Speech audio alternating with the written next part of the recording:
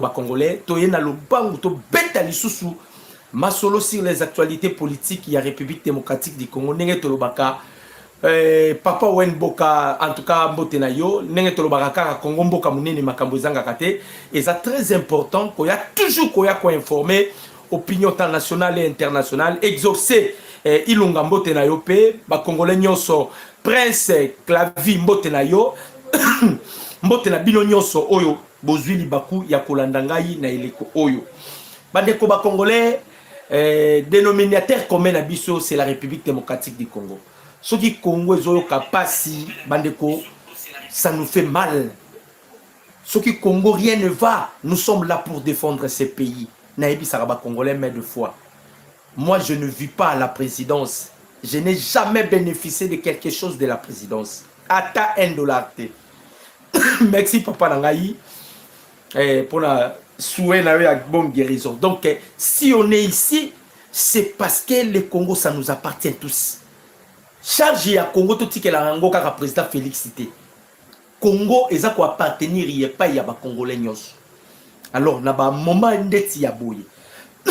Et c'est nga kana ba congolo baza conscient to relever défi parce que nous sommes devant un défi que nous devons relever. Tozobunda bitumbana no silité. On se bat. Tosenga kana ba congolais ya yambo. Totika ba sentiment ethnique. Oh parce que yaza muluba parce que totika biloko on doit se battre. Bandeko. Na yaki koyebisa bino awa. Ngai nde na yaki na yebisa bino. Na lobi na bino. Ndenge bomoni se sanga bimi. Ndenge bomoni Fayulu abimi. Ndenge bomona ki Roland Dalo abimaki. Ndenge bomoni Kabila bimi. La Senko va interne. Ngana yebisa ki bino ke Senko ekoya. Senko ebimakate et bimi. Toko beta li solo. Yambona ngana nou ya kokota na information. Il faut quand même na lobela sommaire na ngai. Esima nde toko kota sikoyo sur les actualités politiques à la République démocratique du Congo. Mandeko Paul Kagame a beli liboma. Kagame a pété ma plomb. Senko eko défendre Joseph Kabila. Par rapport, il y a discours, il y a Kabila au Koloba. Kigali cloué par Massad Bolos, l'élo na conseil de sécurité à Yaoni. Ba crucifier les sous Kigali. Les M23 ba leli. Voilà un peu makambo tozobeta na ba congolais, bo commenter, bo aimer, bo partager ba lien. Bo sala en sorte que bandeko yo ba zui bisoté, ba zwa biso ata na minute ekoya. Parce que ero tozo passer information to actualité oyo. Ba susu ba kemisala, ba susu ba lali baza ko se reposer. C'est un peu ça. Bandeko ba congolais. Naoki Sabino no discours ya Abbé Donatien Cholé. Naoki Sabino discours ya Abbé Donatien Cholé. Bande korangai eza pasi pona ba mupe oyo. Bato yo ba sali ya nzambe te, bato ya Senko, ils ne sont pas des serviteurs de Dieu. Totana nous discours ya Cholé. Ndetoko beta masolo sikoyo boyoka binomoko bandeko ba congolais nenge tolobaka kaka o eza chaîne de référence da bino chaîne par laquelle vous êtes toujours informé au temps réel. To bandi na discours ya Cholé.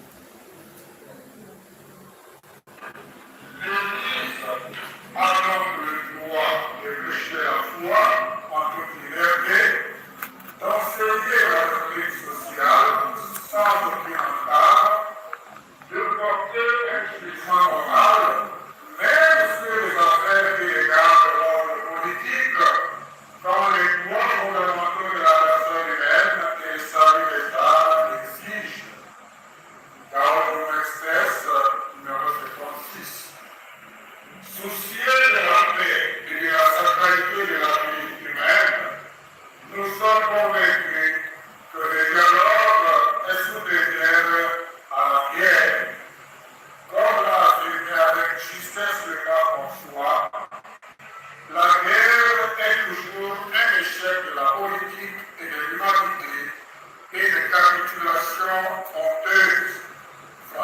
Outil numéro 7. Ainsi, rappelons la pertinence de l'initiative Pacte social pour la paix et le bien consent. La Pacte sociale. Et dans la région des Grands Lacs, à ne surtout pas confondre avec un dialogue visant le partage du pouvoir. Par ailleurs, nous tenons également à réaffirmer que la communion est un principe sacré de la synodalité ecclésiale et de la collégialité. J'espère que Bouti Koyoka Abbé Donacé Cholé. Abbé Donacé Cholé a évoqué. Balobi, Kabila parle. Monsieur Cholé apparaît. Kabila est condamné. Monsieur Cholé apparaît. Au massacre des Congolais à Kishishi, devinez ce que Monsieur Cholé rien dit. Au massacre 9000 Congolais à Goma, devinez ce qu'a fait Monsieur Cholé. Bandi konanga ba Congolais. Babomi batuna Kishishi. Chola lobarate. Babomi batuna Goma. Chola lobarate. Bazo bisika nyoso bazo bomo a Congolais chola lobarate. Kabila a parlé. Kabila a parlé. Chola bimi pour appuyer Kabila. Nalobaki na bino le discours de Kabila et que gauche et droite était. Le discours de Kabila est accompagné par la conception d'un dialogue. Le discours de Kabila, il a parlé cela parce qu'il savait déjà que la Senko Bakoyako a appuyé. Moi, je me pose la question à notre gouvernement. Bato Bazaba intouchable ou comment? Parce que Moutouloua Cholo, c'est quelqu'un qu'on doit arrêter de toute urgence. Avec le discours que Kabila a sali, sortie médiatique ratée. À chaque fois sorti à Kabila, même expert, psychologue, comme il faut comprendre que Kabila n'appartient pas aux Congolais. Le psychologue dit que à chaque fois Kabila tango abimaka, abimisaka identité qu'il n'est pas de notre. Si réellement Kabila voulait de ce pays, voulait la paix de ce pays, Kabila ne pouvait pas utiliser ces termes de la soudanisation de ce pays. Naebisaki bino likambu ya roi Salomon. Pour la Kabila, il faut que tu Congolais Kabouana. Ça prouve qu'il n'appartient pas aux Congolais. Et il ne nous appartient pas, Kabila. De la même manière, la Senko, sur les Oyo, c'est un Gabonais. Ambongo baloko te na Centrafrique. Firijon Semouteba, Aza Malawite. Tous ces gens-là, Aza Katangé te bandeko ba Katangé Bokatsara Mouteba Zara Katangé. Kombo ana Lorotiango Awa, c'est un Malawite. Oh, nous avons Sabino les informations vraies. C'est un Malawite. Bandeko ba Congolais. À chaque fois, Rwanda zalaka en difficulté. À chaque fois, Kagame zalaka coincé. À chaque fois, Kabila zalaka en difficulté, il y a toujours la Senko qui interviennent. Pouvons-nous poser cette question à la Senko? Réellement, vous êtes au milieu du village où on vous a engagé pour défendre les Rwandais. Mais ce qui est plus grave encore, malgré ma démarche, Kagame continue de s'effondrer. Avec ce qui vient de se passer dans le Conseil de sécurité des Nations Unies, c'est fini, chers Congolais. Je vous dis la vérité.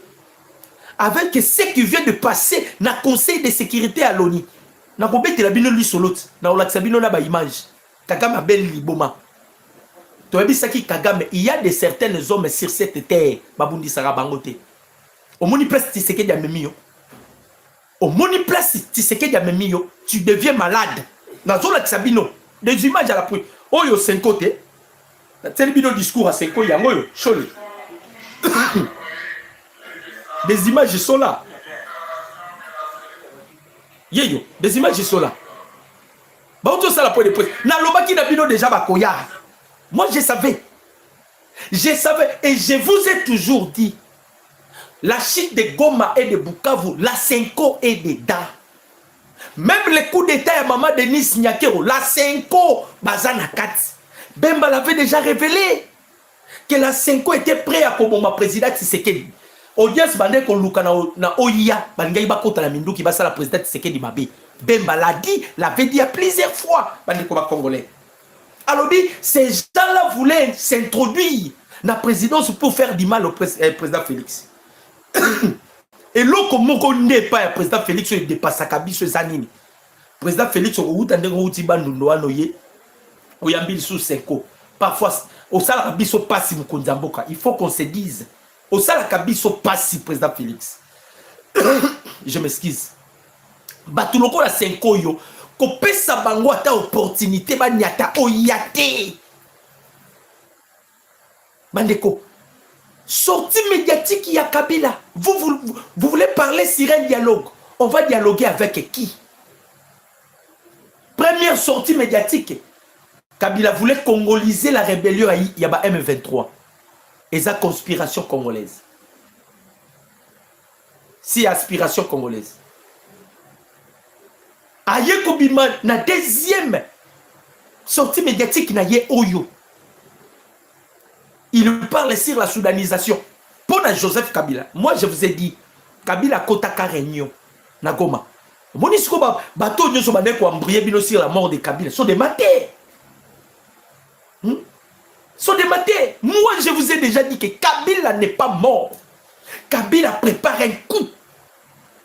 Voilà, sortie médiatique naïe est allé simba la mort. Qu'est-ce que Kabila a préparé? À chaque fois, tu me dis comment on a Olive Lembena Basango. Peut-être Basango ne va pas côté Mindo qui n'a pas cannabiso. Ne va pas côté rebelle. Ne va pas côté Sarabato Bazolo Kababoma via Baba président Félix. Et ça a combatté. CNS Bino Boebite que Fijons Nani Chola Ebisabiso Baolu Kamutaza Kouajasi Mamando qui a l'ongola. Si c'est qu'il n'a pouvoir. Papa Boukassa, qu'est-ce que vous avez fait? Maman Lisette Kabango, qu'est-ce que vous avez fait? Tant Boyo Karabilo Kouane. Ou bien pendant ce temps-là, la CNS n'existait pas. Parce que moi, je sais que quand vous dépassez des paroles, quand vous dépassez de bornes, des limites, bon, Matabo Kita, CNS, CNC, Bazawana faut Bazoyo. Il faut Bazoyo. Ces gens ici, du jour au jour, Bandekouba Congolais, pas si Zanini. Je m'excuse, j'ai la toux, comme je vous avais dit, mais na ozo traitement et on sala mingi so na oloba nde so na na kimia bol na tout c'était. Donc je suis déjà sous traitement. Maman Apollo nzamba pambola. Maman Apollina nzamba pambola. Maman Paulina nzamba pambola. Ah bandeko ba congolais. Sur les aïe, il nous parle d'un certain dialogue. Kabila Koti réunion. Kabila lobby. Soki na koti kalamaboko pamba. Naza prenati kalamaboko pamba. Boyo kamakambo na zoebi sabino. Kabila lobby. Soki na koti kalamaboko pamba. Je suis prêt. Nati kalamaboko pamba. Mais Tshisekedi kaka. Il faut le pouvoir. Ngana Tshisekedi il faut perdre le pouvoir. Ça c'est Joseph Kabila.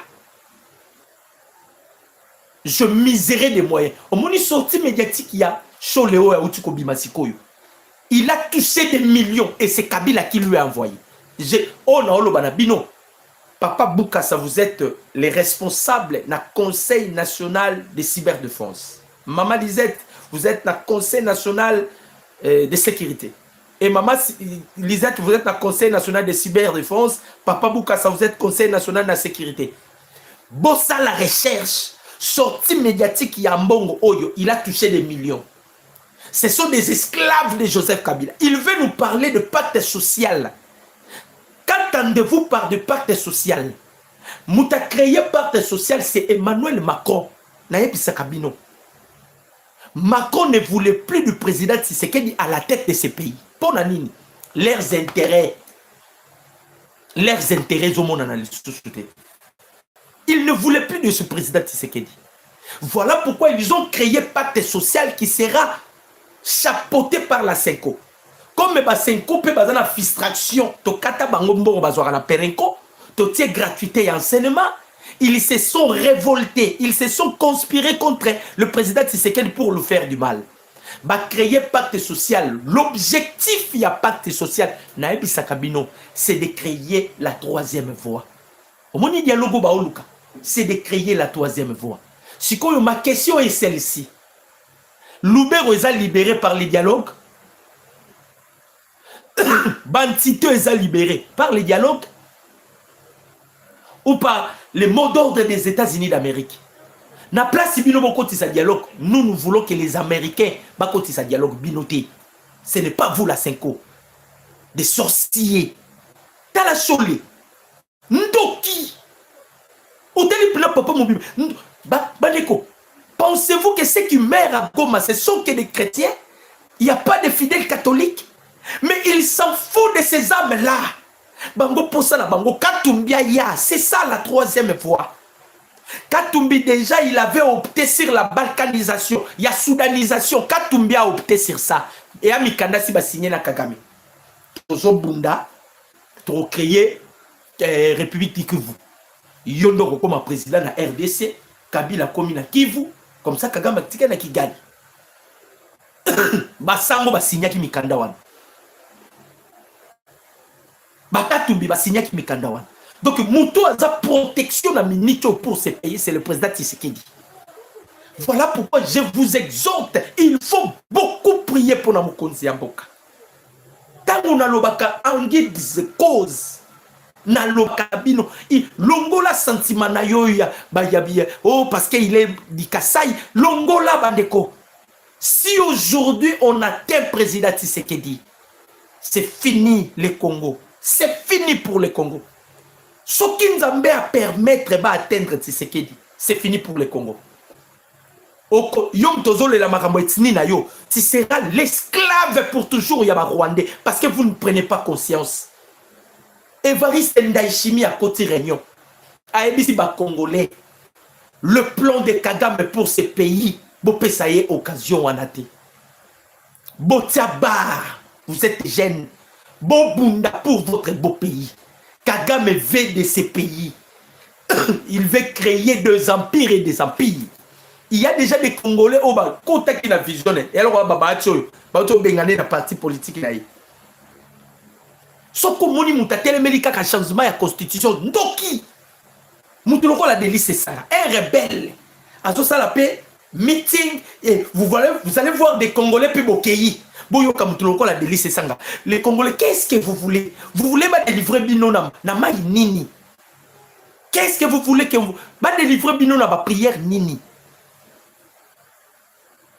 À chaque fois Kabila abimaka, on ne sent pas qui Congolais katina Kabila. On sent peut-être que ce monsieur ici ne nous appartient pas. Et puis à Bombarate, à Lobakanaye, lorsqu'il a parlé sur la soudanisation, Kabila a tué le véritable malade. Kagame a malade, Kabila a malade. Parce que Bisso, surtout moi, Congolais que je suis, conscient Congolais que je suis. Hein? Normalement, ceux qui sango bazaki bakbalingi unité, fallait qu'ils solate les maloba. Non, nous sommes contre la soudanisation. Donc, on permettre un côté. Mais il n'a pas parlé de ça. Nabino bozuye, nabino. Hein? Beaucoup de bêta sur la table batate. Hein? Pour le balanga, comment pousser batunanini? Moi, pour les Congo, surtout bande konabiso ba okufa, na dépassé ka limite. Ce que je suis congolais. Je sais combien STT. Mais ceux-là qui sont à l'est, porter la bango Aden Moko. Le même sang, ils sont congolais. Je compatis avec mes gens qui sont à l'est. À sali discours na Goma, à Kimi Goma. Sali discours na Belge. Vous allez comprendre que partout il y a l'église catholique, la Belgique est là. Nous, on s'attendait la Senko Bayaba condamner les discours de Joseph Kabila. Que la Senko condamne ces discours. Que la Senko ne permette même pas que ces discours-là aient de l'ampleur. Parce que pour la Kabila, que les Congos soient divisés, Yéna Tshisekedi va perdre. Kabila et Tshisekedi, mais ce sont le peuple qui en paye le prix. Pourquoi égoïsme n'est pas à Kabila? Pourquoi Kabila tu ne veux pas comprendre que tu as fait tes 18 ans, tu dois partir et laisser le président Tshisekedi assis sapé oyaye mission. Au côté, Milimo avec côté là, Tshisekedi a ça la demande que vous ne savez pas que Milimo avec côté là, pasteur. Vous ne savez même pas ça. Il voulait prophétiser, il est animé par des mauvais esprits. Surtout que s'il n'est pas en cohérence avec Dieu, ou il n'est pas en cohérence avec l'intimité de Dieu. Voilà pourquoi la Bible dit, il faut examiner toutes les prophéties. Il faut examiner. Ce que Moni Moutalobi, qui s'amité, déclassé, la Bible dit, on reconnaît un prophète par l'accomplissement de ses prédictions. La prophétie de Dieu est cet atonakate. Dieu ne peut pas se tâtonner de sa prophétie. Soit cette prophétie vient des hommes, ou bien on a le sentiment na yo. Le roi bozo liambongo a Kabila. Boza bino nyonso a connivence na ba senko. Boke na ko loka, vous cherchez toujours ya ko loka peuple congolais. Na loba ki la bino senko a kobima. Je vous avais dit, babimi. Azo ka personnalité a Bessolé. Azo ka sonité, ces gens ici n'ont pas de cœur. Pas de kobotsa ba j'aime ça la c'est na bi ke ba congolais bo anakanda. Bo anakanda. Il faut boza anakanda. Ngana za parmi ba révolutionnaires. Boye bien ngo bien. Nous avons affronté l'ambassade des États-Unis, boye bien longio. Nous avons affronté l'ambassade de la France. Nga esika intérêt na biso ba congolais za so ba bina tambola na bimara tambola. Et à lire où va les choses, il faut tout ça la marche à grande envergure pour na 5 ans. Donc il ne faut la bango la litongue. Na centre litongue, donc il là la bango. To retourne bango combien Kagame pesa bino. Oh sengeli biso ba congolais to cotiser to zongi c'est la mbonga Kagame parce que vous continuez à défendre Kagame. Kagame qui tue le peuple congolais. Hein? Na tindela batu vidéo oh bazo violer moi na ya 3 ans. So na tindela vidéo na te komelanga na suka émission na tindela na talo na osoko ko réfléchir est-ce que ba sole o ba mona biloko wana ils ont vu ces vidéos quand ils cherchent à défendre l'irréparable. Kabila za irréparable, c'est une malade. Kabila aza irréparable. À chaque sortie médiatique il y a Kabila, on ressent que Kabila n'est pas des nôtres. Pour la Kabila, Congo paie la moto. Pour la Kabila, Congo paie la moto. Vous avez tiré à terre. Naba Congolais bazo le latongo midi pourquoi pas inanzabe. Boy makambo salami na conseil de sécurité à Oni. Non c'est la bino image. Nyonso yaka ba image lelo. Ba preuve à l'appui. Na kote la bino pe image bo kaneri Kagame beli liboma. Ni les salami na conseil de sécurité à Nations Unies. Boyo kabino moko. Nous sommes extrêmement déçus par l'escalade du conflit provoqué par le Rwanda récemment. Ouais. Ceci constitue une violation directe des obligations contractées dans le cadre des accords de Washington. Bien. C'est la raison pour laquelle les États-Unis ont pris une mesure sans précédent un peu plus tôt ce mois-ci. Oui. Nous avons imposé des sanctions ciblées aux forces de défense rwandaises. Oui. Et certains de ces généraux, 4 au total, nous ferons tout pour que ceux qui sapent la paix donc si vous avez besoin d'un paix, la routine de la bino balobi boye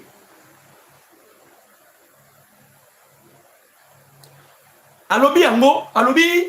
Dans cette intervention on comprend que la neutralisation de l'FDLR ne plus posée comme préalable à la levée des soi-disant mesures défensives du Rwanda. Autrement dit, la présence de ces troupes sur le sol congolais. Il est désormais question d'un retrait immédiat des FDLR de la République démocratique du Congo. Après quoi Kinshasa pourrait neutraliser les FDLR. Ça, c'est Dieu qui peut faire ça. Kabila, vous allez directement comprendre que le peuple congolais, c'est le peuple de Dieu. Liboso Zalaki, RDC Ndea banda ko neutraliser ma FDLR. Liboso Zalaki bon. Mais Massad Boloso a accueilli dans le Conseil de sécurité des Nations Unies. Alors, c'est d'abord le Rwanda qui va se retirer du sol congolais. Immédiate. Et ça, il y a gauche et droite. Ce qui Rwanda Bimi, c'est alors le Congo procédera maintenant l'opération de la neutralisation à la FDLR. Bokolela, Ambongo. D'ailleurs, Bino, Tosi la nana Rwanda, Bino, Ambongo, Chole, Fulgence Muteba, na Eric Senga, SCC, Tosi la nana Rwanda. Boto yi Ambongo te, Boto détourné Mbongo. 40 qui combien de millions? Président Tshisekedi a télé Bino, on a assez, Bozela. Bozela. Bako Kangabino, vous avez des dossiers à la justice. On va vous arrêter. Surtout Yoshole. On va vous arrêter, vous. Bazo sala makambu me makambu. Bande kunangai. Massad Bolos a crucifié Bango. Balobi, c'est chaud. Massad Bolos, leader actuellement, le Conseil national de sécurité de l'ONU sur le Congo. Les gens de Paul Kagame pleurent sur les sanctions et demandent que cela doive être appliqué à toutes les parties. Et l'autre même chose là, les lorsqu'on a eu à sanctionner l'armée rwandaise, pour la chole, il fallait que les deux parties va sanctionner. Tala ba moupe. Question nanga. Bola kisangai sangomo kwazana Kigali ou azo défendre Tshisekedi. C'est une question que je me pose. Hein.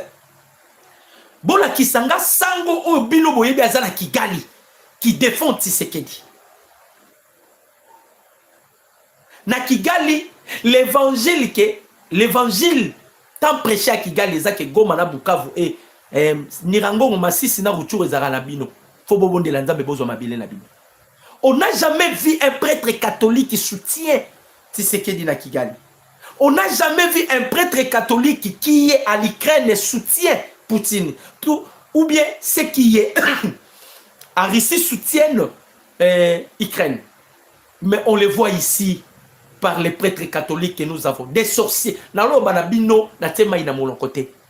Dieu m'a fait grâce. C'est un don que je reçois de Dieu. Chole Ambongo, niveau ya Kindoki au Bazanango. Bakolia au Mobimba boy. Et puis il y a eu des kilos à rejoindre photo nangai, à autant buisango à porter une plainte. Kende, tu porter une plainte. Kende, reporter une plainte au monde. Kende. Ce sont des sorciers, Balia Kamitsunya Batu Batu. Baza Batu normal était. N'a pas de social na bango. Il y a dialogue na bango. Parce qu'ils pensaient que avec les dialogues, bakozwa nini na bango, ya coupé ça Kagame temporairement. C'est parce que c'était ça qui a été énuméré dans le cahier des charges. Yabanani, yaba IM23. Ce qui a été énuméré dans le cahier des charges yaba IM23. Mais la façon dont Dieu les a humiliés. Bah on comprend des bah pour la mais bah on dit maté bah pour la. C'est ça le problème. Bah pour la mais bah on dit maté bah pour la. Bande kolangai. Na Kabila a opola ma on dit maté ka opola. Bakati nyoso bataki sur la table. Tout ce qu'ils avaient préparé. Coup d'état contre le président Tshisekedi. Yebi. Même l'arrivée à Christian Malanga, la Senko était au courant. La Senko était déjà alertée. Imaginez Bandeko, chose grave. Bakenda koko ta retraite Senko. Comptez à Kalitas, Kalitas c'est à Kota Bralima. Bakota retraite. Bandimi baye ko surprendre bango à conversation directe na Paul Kagame, vidéoconférence na kata retraite. Kagame a opé sa bango ba instruction. Basango oyu. Gouvernement na biso yebiango. Ba service intelligent na biso yebiango. Basango Africans. Ba osola na Paul Kagame. Est-ce que Sango Moko ya Rwanda bakoyi ko kangaye à vidéoconférence avec le président Tshisekedi batiki pe en vie et pas ya Kagame. Vous voyez comment le président Tshisekedi ne pas rancunier. Vous voyez comment président Félix Azar Kinyete. Mais makamuna bango ba osala et baluka kamba be bande ko matisa ba j'aime. Pour ne to frapper bango ba ko utiliser pe ba méthode mususu. Pour na ko bebisela biso direct na biso. Bo matisa pina ba j'aime. Oh non soit emete bo aimer bo matisse. Bo matisa. Hein? Bande ko c'est fini la récréation. On a besoin de Sabino étape autoza na minute. Ah, c'est fini. Fini la récréation. Fini la récréation. C'est fini. Ce que Makamuni neleki epai ya Paul Kagame. Makamuni neleki epai ya Paul Kagame. Na opesa bino pe sou na balancer bino vidéo bomona. Makambo neleki epai ya Kagame. Bandeko bato yo ba okende mais ba comprendre que makambo ezali sous malamu te pona bango. Kagame abengisi bato azo sala discours. Boyoka Kagame abengisi bato azo sala discours. Oyebi ke Kagame monika ake on dirait bato ba oyoka ete. On dirait bato ba comprendre ete. Kagame atelemisi sal mobimba. Na on lakisa bino avec des preuves à l'appui. Et je vais vous lire Makambo Kagame bimisi na monoko na ye. Pour vous comprendre que c'est que Kagame est en train de subir à Osala AVC. Avant même l'Américain Bakangaï.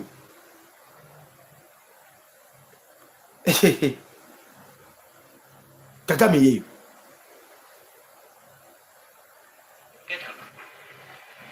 Non, là, c'est bino moro bomona. Bomone nenga telemisi batu. Bo zongo ba aventure te. Yoka. Get up. Monda telemisi batu. Monda telemisi batu. Monda Kagame telemisi batu.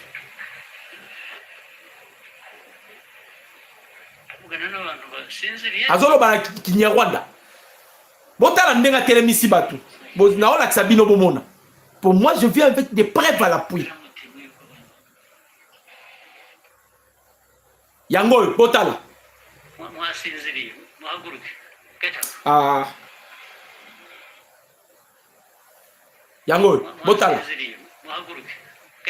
Get up. Atelemisi bango. Botala. Monde batelemi. Botala. Monde batelemi ba otala ye.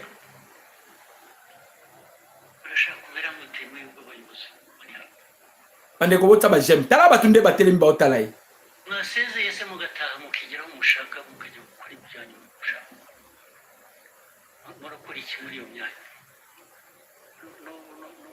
Alors, la Kinyarwanda, je vais tout expliquer. Bon, matap na ba j'aime, bon matap ba j'aime to sécuriser direct na biso.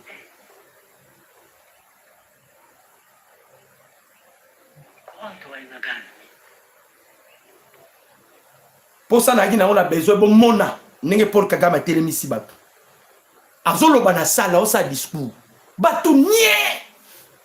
Na lobaki na bino récemment awa. Ba otonga Kagame na batu na ye. Ba loba et Kagame a conseillé biso à quoi finir avec Tshisekedi. Tshisekedi si Kagame mayele boy. Dans la police Kagame azo bisa mo sinaï. Avec que c'est monsieur Tshisekedi très dangereux. Oh nyoso c'est Kabila qui nous a cherché. Voilà Kagame. Azo bisa mo sinaï. Ce que batu na ye bazo mona yango de près. Kagame a dit si moi si na biti Tshisekedi asili si biso mayele. C'est mais ce que j'ai sous-estimé. Il est dangereux et tout ça c'est grâce à Kabila. C'est le Bango, c'est Kabila qui a cédé le pouvoir. C'est le Bango, Kabila ne devait pas céder le pouvoir. Kabila devait confronter na Bunda. So ba boma eba boma matika pouvoir te. Alors, sikoyo balobi Kagame disjoncte lors d'un meeting récent. Lors d'un meeting avant-hier, Paul Kagame a complètement disjoncté et a ordonné à toute la salle de se lever comme s'ils étaient de petits enfants, y compris le Premier ministre. Voici les propos de Kagame. A Télémissi, bango na premier ministre. Botel mabino nyoso. O sarananga, bango tout ba Télémi. Ba image yango na laxibino. Kagame a pété ba plomb. Tant ba Télémissi bango, boyo kasiko makambu Kagame bandi koloba. Ande ko ba j'aime ezala se. Ndeko nyoso azwi libaku ya kolanda biso. Banda ko tsa ba j'aime. Commenter puis partager ba lien. Tsa ba j'aime. Soutien indéfectible par Mkonzambo kala ba commenteur. Ba j'aime matapoto sécurisé direct na biso. Tango Télémissi bango sko boyo kamakabu Kagame komi koloba na bango. Kagame oloba nini? Alobi, vous dormez. Levez-vous sur un ton très colérique. Pour la Kagame azolo balabatu me batondire ba olala. OK, bat ba olala te ba oyokai. Mais Kagame moni ba onde ba olala. Kagame alobi, moi je parle déjà endormi ou quoi? C'est quoi ça? Jusqu'à quand franchement? Que voulez-vous? Si vous ne voulez pas, démissionnez et allez faire ce que vous voulez ailleurs. Que faites-vous à ce poste? Même si vous êtes debout, je sais que vous ne m'attendez pas. Vous ne m'attendez pas. Je vais vous mettre dehors pour des exercices physiques militaires pour que cela vous rappelle. Vous êtes des gens de quelle nature? Quel genre de personne êtes-vous, franchement? Partez ailleurs, en dehors de ce pays. Faites ce que vous voulez. Déjà avant cela, il avait chassé des jeunes à leur reproche d'être debout pendant qu'ils parlaient, alors qu'ils étaient en réalité assis. Balobi, avant Aktuana, a Bengali ba jeune moroboy. Oh, bino terminé ninga na oloba. OK, bala on ba za fan. Mais Kagame Bengali ba. Bande ko ba congolais. Mutakomi na niveau ya boye. Mutakomi na niveau ya boye. Naebi Sakabino, je vous ai décrit Kagame. Qui était Kagame? Bande ko ba congolais. Le président Tshisekedi n'est pas n'importe qui. Je vous ai toujours dit la vérité. Je vous ai décrit qui était Kagame. Kagame a commis un niveau à perdre sans Yakibomutu. A commis ko bengala ministre na biso na ko bengala bino bokene so bokende. Ça c'est le retombé du sang congolais. Ça c'est le retombé du sang congolais. C'est la vengeance de la main des doigts de Dieu. De la même manière, Kabila va finir par péter les plombs. Kabila Rokoma Liboma. De la même manière, Basangoyo, Bachole, Bambong, Barobela Maboma. Pour ma kila, les Congolais ont réclamé vengeance. Qui peut imaginer Mouto à tel Misabatu? Oyo. Hein? Pandeko.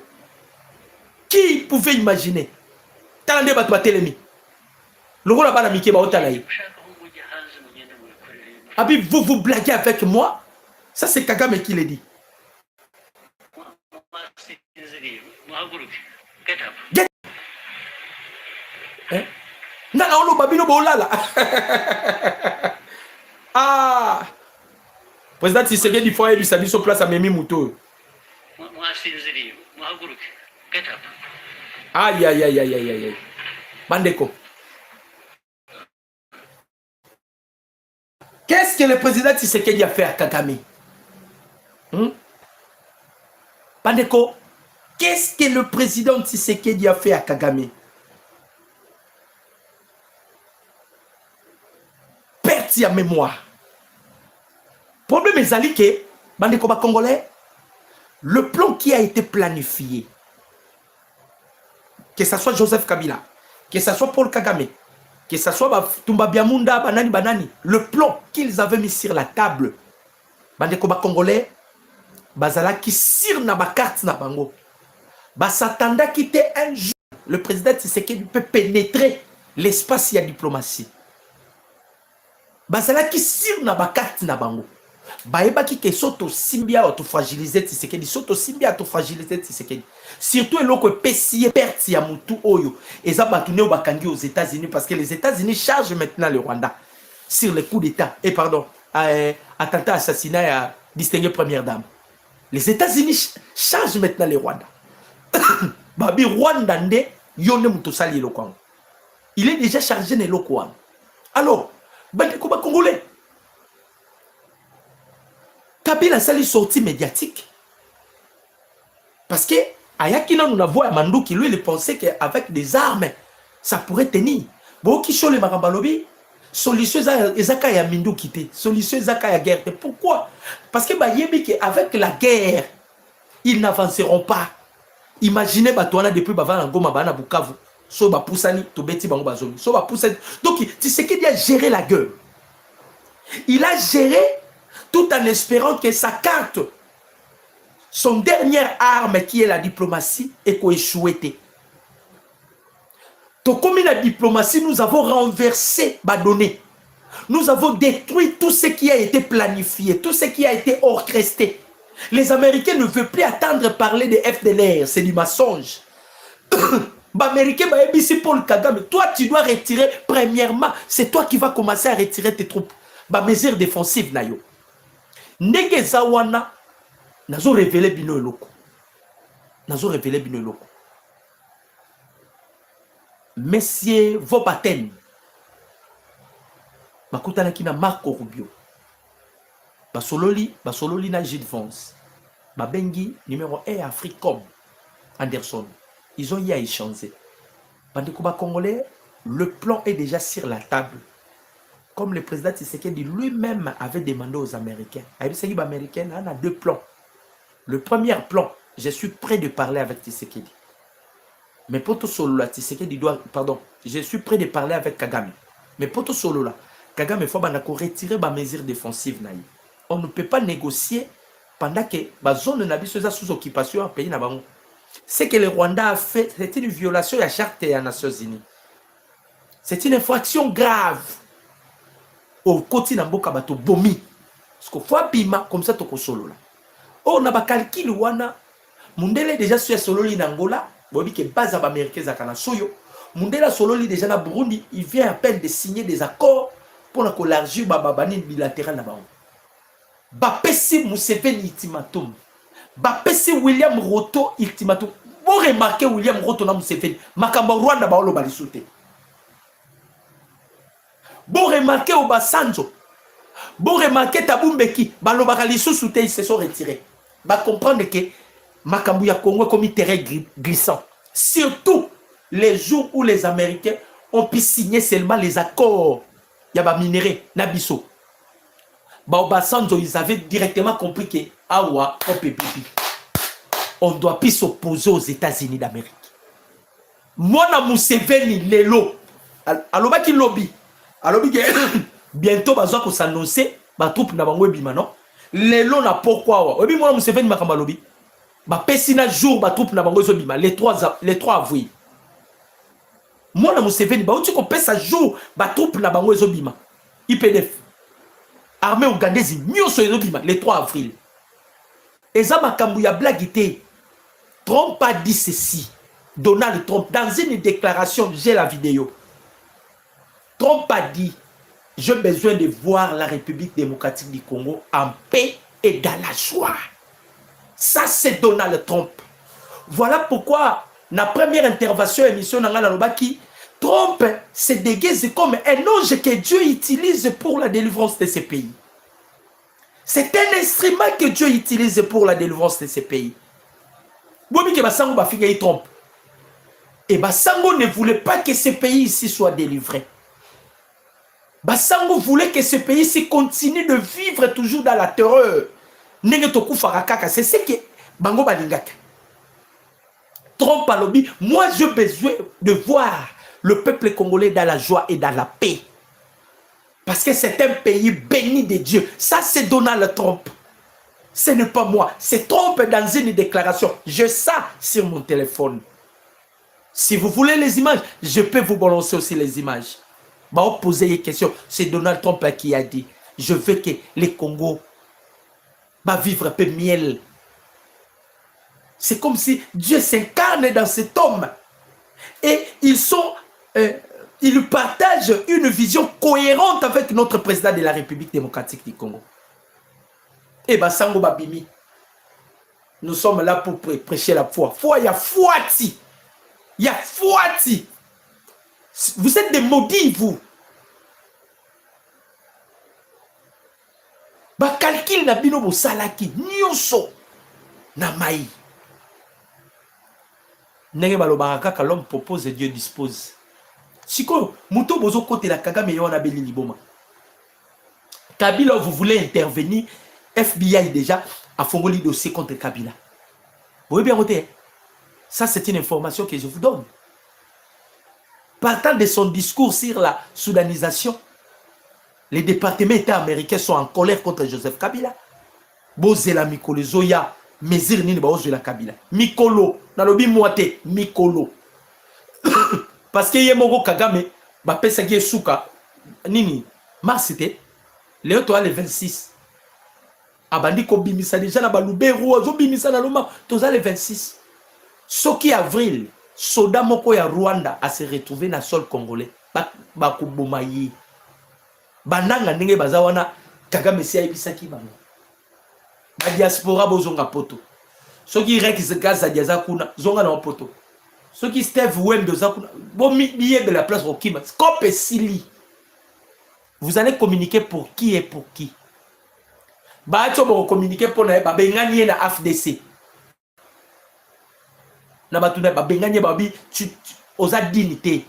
Ya kozala leader ya AFDC. Ba désavoué.